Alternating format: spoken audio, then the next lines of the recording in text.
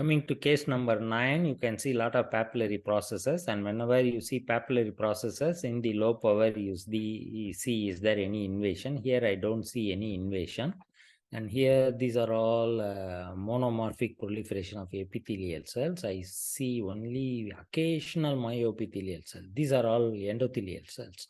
So it predominantly epithelial cell proliferation without invasion. So it's an encapsulated papillary carcinoma, which is non-invasive. And this picture is very, very important because papillary neoplasm is having a spectrum: papilloma, atypical papilloma, papillary DCIS, papillary carcinoma, which is non-invasive and invasive. The myoepithelial cell presence is very important. When it is present in the periphery as well as in the lesion, it is papilloma. Here you can see a lesion where it is negative. When the myoepithelial cells are negative, you have to measure that area. If it is less than 3 millimeter, it is atypical papilloma with the ADH-like areas. If it is more than 3 millimeters, it is atypical papilloma or DCIS involving the papilloma. In papillary DCIS, you see the myoepithelial cells only in the periphery. Whereas in encapsulated papillary carcinoma and the invasive carcinoma, you don't see myoepithelial cells. So this understanding is very, very important in papillary lesions. There are 3 other members in the papillary lesion: solid papillary carcinoma, where they are neuroendocrine marker positive; tall cell carcinoma with the reverse polarity, I will show you the picture, where there is IDH1 mutation; and micropapillary carcinoma. This you have to know because there is a high incidence of lymph node metastasis. This presence of myoepithelial cells in the periphery and in the lesion, that understanding the concept is very, very important in the classification of papillary neoplasms. So this is an example of papilloma. You see the myoepithelial cells in the periphery as well as in the center. Here you see this is the P63. You see them, this is a papillary neoplasm circumscribed.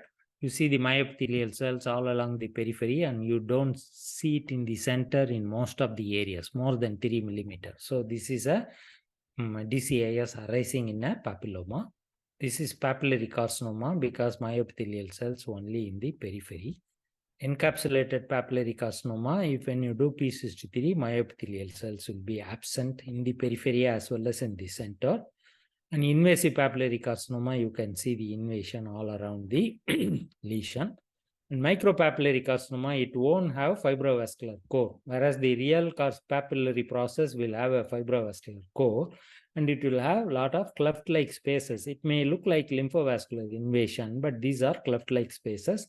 The incidence of lymph node metastasis is very high. That's why you have to know that. And as I told you, solid papillary carcinoma is a new variant where they can be multilobated, and it has a solid proliferation, and the nuclei will have salt and pepper chromatin. And when you do chromogranin, that is positive. So people are thinking it is a part of neuroendocrine tumor. Tall cell carcinoma with reverse polarity, you can see the tall cells. And what do you mean by reverse polarity? All the nuclei, normally they are arranged along the basement membrane. But when they come out of the basement membrane, away from the basement membrane, it is known as reverse polarity. High power, you can see all the cells are coming towards the lumen. And the nuclear is having like a papillary carcinoma-like features: grooving, clearing. And when you do IDH2 staining, it will be strongly positive. And that is very, very characteristic of tall cell carcinoma with reverse polarity. Case number 10, you can see the myxoid areas or mucoid areas, pools of mucin with the floating cells. So this is a mucinous carcinoma type A. When it is hypocellular, it is capella type A. When it is hypercellular, it is type B. Mucinous lesions of the breast, again, you have to have the concept. What are all the lesions that have extracapsular mucin, intracapsular mucin, or intra and extracapsular mucin? Accordingly, you classify the lesions. And as I told you, mucinous carcinoma can have type A and type B. And it's very difficult to diagnose in core biopsies. You please advise excision of mucinous lesions in a core biopsy. The mucinous adenocarcinoma, this is you can see the benign breast and the lesion, and high power you can see the mucinous things, and you can see the invasion. This is like a mucinous adenocarcinoma of the ovary. This is a new entity that is included in the breast. Coming to case number 11, very, very easy. Lot of cells, large cells with abundant eosinophilic cytoplasm going up in the epidermis. They are positive for cytokeratin 7. So this is mammary Paget's disease. And the differential diagnosis is squamous carcinoma in situ. P63 will be positive. Melanoma in situ. SOX10 will be positive. And Toker cells, it will be positive for CK7 but negative for HER2. Whereas Paget cells will be positive for HER2. And this eyeliner stain is the thing where the base of the epidermis will be strongly positive or negative. It will be very thin in Paget's and thick in carcinoma in situ. Whereas in melanoma, it won't see any eyeliner sign. Case number 12, you can see some epithelium, very pale areas. High power view shows large cells with abundant eosinophilic cytoplasm that are positive for S100. So this is classic of granular cell tumor. So that moves us to stromal lesions. So the spindle cell lesions of the breast has to be classified into reactive, benign, malignant. In the malignant, it is low grade and high grade. So this you all know, case number 13, leaf-like pattern. The stromal predominance is there. So, but it is not very hypercellular. You don't see any atypia or mitosis. So this is a benign phyllodes tumor. And this table helps you to differentiate phyllodes tumor into benign, borderline, and malignant. And the most important thing is mitosis. 5 to 9 per 10 high power field is borderline. Less than that is benign. More than that is malignant. A lot of molecular changes are happening in the breast, and you can take a photo of that. So this is the malignant phyllodes tumor. It can be either homologous or heterologous. Here you can see the bone, and here you can see the cartilage. Case number 14, adipocytes, vascular spaces. They look very bland but angulated. They are going in the lobules of the breast. So this is a angiosarcoma. You have to be very careful. The low-grade angiosarcoma will look like benign, okay? But they go into the lobules. That's the main way to differentiate the low-grade angiosarcoma from hemangioma. Hemangioma is a well-defined lesion. They don't go within the lobules, whereas angiosarcoma will go into the lobules. And this table helps you to differentiate low grade, intermediate grade, and high grade angiosarcoma. And angiosarcoma, you have to ask for post-radiation or surgery, because primary angiosarcoma without radiation and lymphedema is very, very rare. This is another lesion, some loose stroma, calcification, foreign body type of giant cells, some hemosiderin-laden macrophages, lot of epithelium with atrophy. I don't see any tumor cells.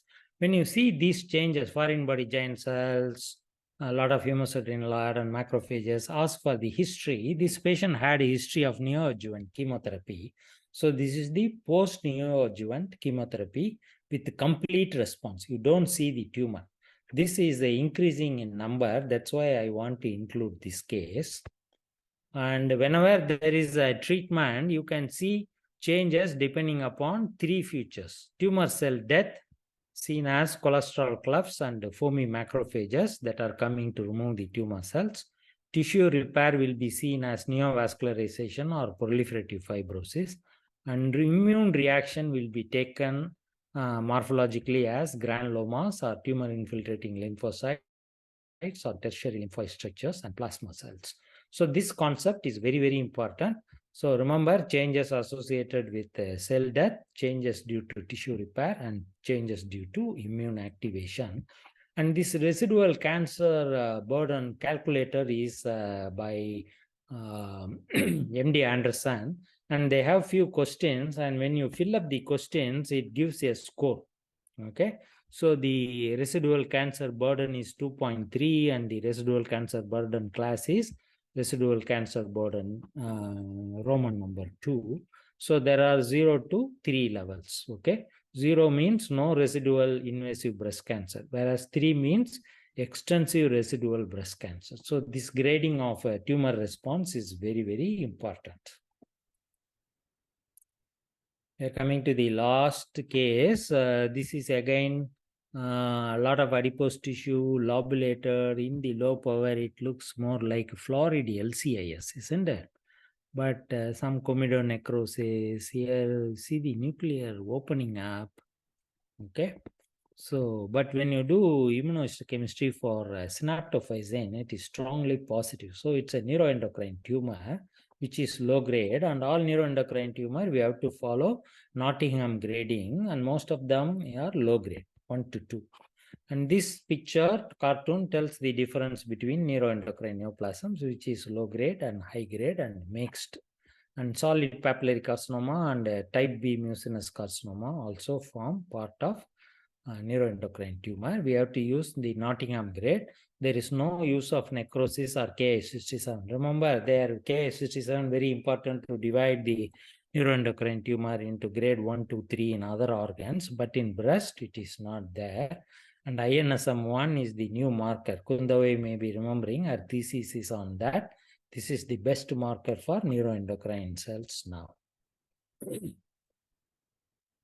One last bonus case.